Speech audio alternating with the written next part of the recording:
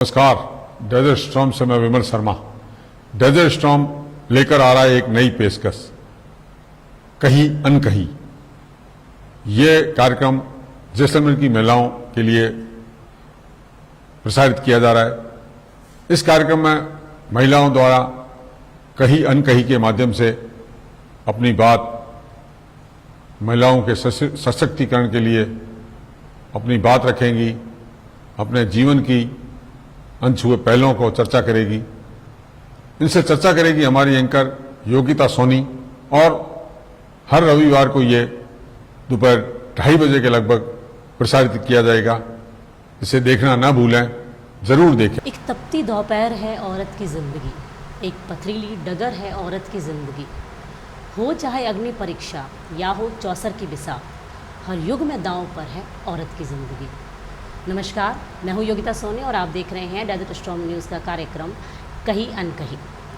आज के जो हमारे गेस्ट हैं उसकी अगर मैं आपको पहचान देना चाहूं तो मैं तो खुद कंफ्यूज हूं, मैं उन्हें क्या कहूं।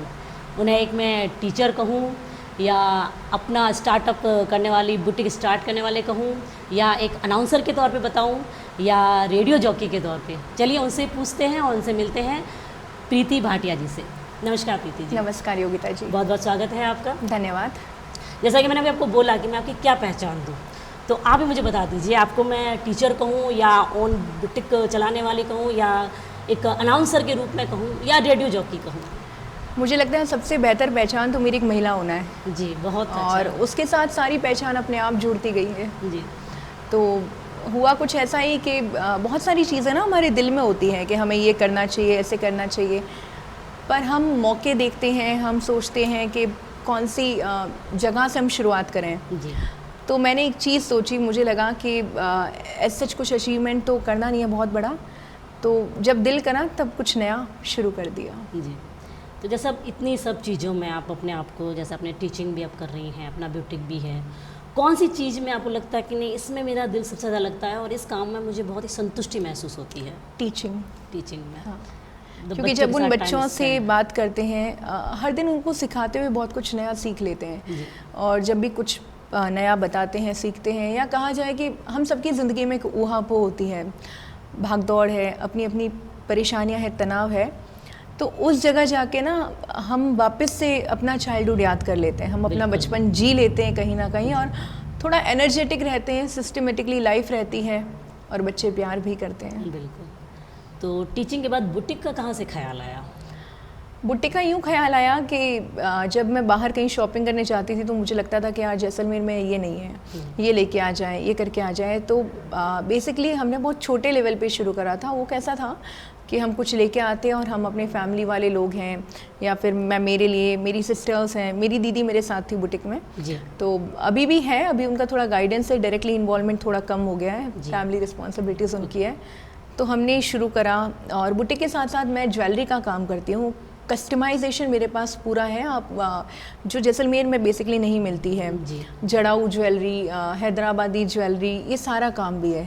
तो धीरे धीरे आगे बढ़ते गए, रिस्क लेते गए, तो आज ये है कि जैसलमेर से ज़्यादा मेरा काम बाहर होता है और सब नेट पे हो जाता है। तो समहाउ आई एम सेटिस्फाइड कि मतलब मैंने कुछ नया कर रही हूँ।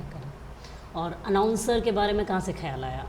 मैं क्लास 6 से रेडियो जा रही हूँ एज अ चाइल्ड आर्टिस्ट। मतलब तब मुझे ये नहीं पता था रेडियो क्या है, और उस समय गोवर्धन कल्ला जी विधायक थे जैसलमेर के, तो मैंने उनका पहला इंटरव्यू लिया था और फिर कई बार वार्ता देने के लिए जाते थे। तो रेडियो है ना, बड़ा मतलब क्रेज़ लगता था रेडियो का। तो धीरे धीरे शुरू हुआ। फिर आफ्टर ग्रेजुएशन मुझे पता चला कि हम अप्लाई कर सकते हैं, तो ऑडिशन दिया। ऑडिशन में वाणी टेस्ट होता है, उसमें सिलेक्शन हुआ। फिर हमने वहाँ कोर्स 1 वीक का उनके अकॉर्डिंग था वो करा, और आज लगभग 13 साल हो गए हैं रेडियो में भी। नहीं, जैसे आप यहाँ पे जो बड़े बड़े फंक्शंस होते हैं, जैसे कि प्रतियोगिताएं वगैरह, उसमें भी आप एज अ अनाउंसर? उसमें मैंने लगभग 3 साल पहले शुरू किया है, और स्कूल और कॉलेज के टाइम से मैं स्कूल और कॉलेज के प्रोग्राम को मतलब एंकरिंग करती थी मैं। तो वो चीज़ थी, लेकिन ना हमारा शहर थोड़ा सा छोटा है, फीमेल्स को बहुत जल्दी एक्सेप्ट नहीं किया जाता है, तो यूज़ टू नहीं है लोग, मतलब हमेशा एक लेडी को या फीमेल को देखने के लिए, तो अ लिटिल बिट हेजिटेशन तो था ही था। पर फिर मैंने सोचा चलो शुरू कर लेते हैं। और सबसे बड़ी बात है मुझे उसके लिए बहुत प्रिपरेशन नहीं करनी पड़ती, क्योंकि खुद ब खुद हो जाता है, नेचुरली हो जाता नेचुरली है। बोलने जाता है।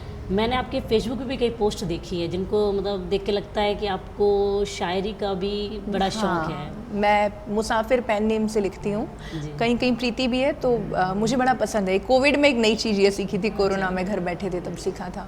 मतलब ये कोविड में एक ये भी सीखना बाकी रह गया था, आपके पास 4 चीज़ें तो थी। कोविड में ये था कि स्ट्रेसफुल हम सभी हो गए थे। बिल्कुल। स्कूल तो हमारे ऑनलाइन चल रहे थे, तो उसमें ऑनलाइन एक्चुअली हम लोग अपडेट हो गए थे ना, जो हम लोग नहीं हाँ। होते हैं। उसके बाद में मैं क्या करूँ, पूरे दिन कहीं बाहर आना जाना किसी का भी नहीं था। तो जो भी महसूस होता था, जो टीस थी या जो खुशी थी या जो हमने ज़िंदगी को एक अलग रूप में हम सभी ने कोरोना में समझा, तो वो मैंने लिखना शुरू कर दिया। तो वो ऐसा ही था कि मतलब मुझे खुद तक रखना है, तो इसलिए मैंने मुसाफिर नाम से लिखा, क्योंकि मुझे लगा लोग क्या सोचेंगे, प्रीति लिख रही है, मतलब थोड़ा जो सा artist जानते हैं वो फिर हाँ। क्या करेंगे। पर फिर धीरे धीरे मुझे लगा कि महसूस हम सब करते हैं, सबका तरीका होता है। कोई आपस में बात करके बताता है, कोई लिख के लिख के बताता बता देता है। है। तो मैंने वो सारी चीज़ें लिखी, जिससे मैं समझ सकती हूँ कि शायद टॉक्सिक चीज़ें भी बाहर आ गई जी। और जो हैप्पी मोमेंट थे वो मेमोरेबल हो गए जब मैं उन चीज़ों को देखती हूँ। तो बिल्कुल, लिखने से हो जाता है कि हमारा जो दिल का दर्द होता है वो कम हो जाता है। किसी को कहने से हमें डर रहता है कि वो आगे किसी और को ना कह ना कह दे। दे। लिख दिया तो हमें तसल्ली कि वो हमने कह भी दिया किसी को और हमारे मन में भी नहीं बस है। बस यही बात है। आप ऐसे अनाउंसर वर्क करती हैं, तो आपने कई बड़े बड़े कंपटीशन में भी आपने अनाउंसर की भूमिका अदा की है। तो उस समय ऐसा नहीं लगता है कि जैसे चारों तरफ सब जेंट्स हैं और आप उनमें अकेले एक लेडी खड़ी हैं, तो खुद को उस समय वहाँ पे स्थिर रखना या उन कमेंट्स को भी सुनते हुए वहीं रहना, किस तरह का अनुभव रहा आपको? To be a very frank, मुझे बहुत रिस्पेक्ट मिला है और मुझे बहुत प्यार मिला है जब मैं एज अनाउंसर काम करा है। मतलब मैंने इतने गवर्नमेंट डिपार्टमेंट्स में काम करा है, मैं प्राइवेट कंपनीज़ में जाती हूँ, तो मुझे मेरा दायरा पता है। मुझे पता है कि मतलब मुझे कैसे सामने वाले से बात करनी है, और मुझे मेरी लिमिट पता है और मेरी लिमिट से मैं सामने वाले को भी बता देती हूँ। तो तहज़ीब और तमीज़ में रह के अगर मैंने बात की है तो मुझे भी वही मिला है। बट हाँ, थोड़ा सा अनकम्फर्टेबल हम तब होते हैं जब जैसे डेजर्ट फेस्टिवल जब मैंने होस्ट किया था, तो भाई मेरे लिए एक वो नई चीज़ ही थी, लेकिन जितना मैं मेरे जैसलमेर को जानती हूँ, जितना मुझे पता है मैंने अपने तरीके से किया। तो उस समय ज़रूर हुआ था कि सोशल नेटवर्किंग साइट्स पर, जैसे फेसबुक पे कई जगह पे लोगों ने, कुछ लोगों ने, प्यार करने वाले तो ज़्यादा हैं, पर ऐसे 1-2 लोग हो जाते जो हमारा कंपैरिजन जैसे जफ़र साहब से करा। जी। तो जफ़र साहब से हमारी तुलना करने का कोई है ही नहीं। मतलब मैं खुद उनकी मुरीद हूँ, मैं खुद उन्हें मानती हूँ। आज वो इस दुनिया में नहीं है, लेकिन मैं उनकी आवाज़ की तारीफ़ करती हूँ, उनके तरीके की। तो वैसे वाले जो मतलब मेल कम्युनिटी के कमेंट आते हैं ना, तो वो हमें थोड़ा सा कहीं ना कहीं पिंच करते हैं। लेकिन उसके बाद मुझे लगता है कि शायद वो चीज़ें हमें और बेहतरी करने के लिए होती है। तो अब तो ये है कि अगर मैं कहीं जाती हूँ ना, अगर आप मुझे 10 मिनट पहले बोल दें कि यहाँ जाके एंकरिंग करना है, चाहे वो कॉर्पोरेट सेक्टर का प्रोग्राम है, गवर्नमेंट का है, कल्चरल प्रोग्राम है, आप मुझे 50 आदमियों के सामने बोलने को कह दीजिए, मैं अटकूँगी नहीं। अभी गाइड्स का कोई प्रोग्राम था, गाइड एसोसिएशन का था, उन्होंने शायद जो नए गाइड बने उनको ट्रेनिंग का था, तो लगभग आप सोचिए 300-400 कुछ लोग होंगे वहाँ पर। इंडोर स्टेडियम में था, एक और था। अब मुझे उसमें कोई फीमेल नहीं थी वहाँ पर, 3 मात्र फीमेल थी और वो भी आती नहीं थी। अब मुझे उनके सामने बोलना है, कोई मिडिल एज लोग हैं, कोई यंग है, उसमें 1-2 बार थोड़ा बहुत होता ही है ना, किसी ने पीछे से कुछ बोलने की कोशिश की, बट मुझे फ़र्क नहीं पड़ा। मुझे पता है मैं यहाँ 2 घंटे इन्हें लेक्चर देने गई हूँ, मेरा काम ख़त्म हुआ, मैं निकल गई। तो ऐसा बहुत कम है, आटे में नमक जितना है, और मुझे लगता है उतना ज़रूरी भी है ताकि हम थोड़े से अलर्ट रहें, थोड़ा ठीक रहें। जैसे आप अमूमन सब फील्ड में आप वर्क कर चुकी हैं, हर तरह की फील्ड आपने देखी है। अब आज का टाइम, कहते हैं कि आजकल का टाइम औरतों का है, अब उनमें वो डर नहीं है, उनमें घबराहट नहीं है, क्या ये धरातली हकीकत है? हाँ, हमें अपना शेल तो ब्रेक करना होगा ना। हम अपने घर में बैठे हैं, अच्छी बात है, मैं भी तो मेरा घर में बैठ रही हूँ, मैं मेरे घर का सब कर रही हूँ, लेकिन आखिर हम एक डर के साए में बैठ के कब तक आगे नहीं जाएंगे। मतलब आप अपने बच्चों को अच्छी एजुकेशन दे रहे हैं, आप उन्हें दुनिया बता रहे हैं, और जब वो इस योग्य हो जाते हैं कि वो बाहर कदम रखें, तब आप वापस उनके पैर पीछे ले रहे हैं। तो मुझे नहीं लगता कि ये कहीं से भी अब हम जस्टिफाई करते हैं इन चीज़ों को। तो हम उन्हें जागरूक बनाएं, हम उन्हें अपने अधिकारों की बात समझाएं। और देखिए, एक्सपीरियंस तो हर किसी को होंगे ना, एक वो बहुत अच्छी सी 2 पंक्तियां हैं, उसमें है कि भाई अगर हम घर से निकले ही नहीं हैं तो हम हारने की बात कहाँ से कर सकते हैं। आप घर से निकलेंगे तब आप हार और जीत के मुद्दे पे बात करने लायक भी होंगे। कि घुड़सवारी गिरते हैं मैदान जंग में, वो क्या खा गिरेंगे हाँ। जो घुटनों के बल चलते हैं। बिल्कुल बिल्कुल। पर आज की जो सोसाइटी है कहीं ना कहीं पुरुष प्रधान आज भी है। बिल्कुल है, हमारा पूरा देश है। बिल्कुल, क्योंकि प्रधानमंत्री के तौर पे सोनिया गांधी के बाद कभी किसी लेडी का नाम आया भी नहीं है। बस उस हद तक वो अभी तक औरत, आपको लगता है कि कहीं भी मतलब है अभी भी वो है 1947 के बाद से लेके 2023 तक इंदिरा गांधी के बाद में दूसरी कोई प्रधानमंत्री बन ही नहीं पाई है। मतलब आप ये बात कह सकते हैं कि पिछले इतने सालों में कोई महिला में योग्यता नहीं रही होगी।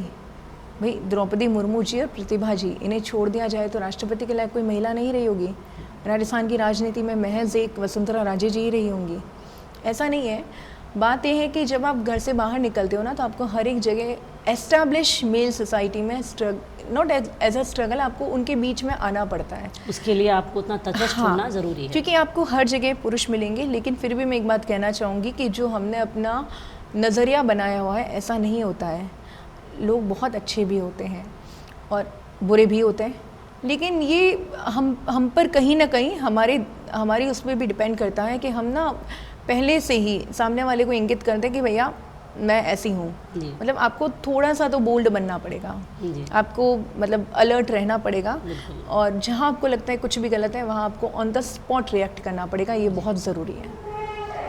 जो अभी आपने अपना ये जो स्टार्टअप बुटीक का आपने कर रखा है, इसमें आपको लेडीज़ के रिव्यू कैसे लगते हैं कि वो आपको सपोर्टेबल है या? है सपोर्टेबल, नो डाउट है। और हमारे साथ जो काम करती है ना वो भी महिलाएं हैं जी। तो मुझे कम से कम इस बात की खुशी है कि मेरे काम के साथ में कम से कम 6-7 और लोग भी जुड़े हुए हैं। तो मेरी कोशिश ये रहती है कि चाहे घर में काम करने वाली कोई महिला है, उसने दिन में 200 रुपये कमाए, महीने में 6,000 तो हो गए ना। अब 6,000 वो उसके अपने हैं। तो ये चीज़ मुझे अच्छी लगती है। कहीं ना कहीं कुछ महिलाएं हमारे साथ ज़्यादा कंफर्टेबल होती है, जैसे उनको मेज़रमेंट देना है, उनको थोड़ा सा कंफर्टेबल होके बोलना है, तो अच्छा है। और हमने इसको बहुत लार्ज स्केल पे नहीं करा है, क्योंकि हमारे शहर के हिसाब से हमारी जो पॉकेट है, हमारी जो रिक्वायरमेंट है, हमने उसको उसके अकॉर्डिंग रखा है। जी, अगर हमें कोई नई चीज़ बनानी है तो उसकी रिक्वायरमेंट पे वो ज़्यादा भी हो जाती है। मतलब उतना जैसे हम वो बाजार में साड़ी लेने जाते हैं ना कि कलर ये चाहिए, डिज़ाइन ये चाहिए, बाउंड्री ये चाहिए, वो वाली बात हो जाती है। वो हो जाती है, बट फिर भी अच्छा है। और मैं खुश हूँ, एक्चुअली मैं खुश हूँ कि मैंने थोड़ा सा रिस्क लेके करा और अच्छा रहा। आपसे बात करके बहुत ही अच्छा लगा। और अब मेरा लास्ट सवाल कि आप हमारे चैनल के थ्रू हमारे जैसलमेर की लेडीज़ को क्या मैसेज देना चाहेंगे? मैं उन्हें कहना चाहूँगी कि आप सभी में बहुत प्रतिभा है, आप सभी हुनरमंद हैं। मैं तो कुछ भी नहीं हूँ, आप मुझसे 1000 गुना बेहतर भी हैं। सब में कुछ ना कुछ क्वालिटी छिपी है। आप ये ना सोचें कि लोग क्या कहेंगे, हंसेंगे, मुझे चिढ़ाएंगे, मेरी मजाक उड़ाएंगे। इस सोच को हट करके जो आप चाहती हैं वो आप करें, और रास्ते आपके लिए खुले हैं। और 2 पंक्तियाँ अंतिम कि फलक को ज़िद है जहाँ बिजलियाँ गिराने की, हमें भी ज़िद है वहीं आशियाना बसाने की। धन्यवाद। अच्छा, और अपना समय देने के लिए बहुत बहुत धन्यवाद। धन्यवाद।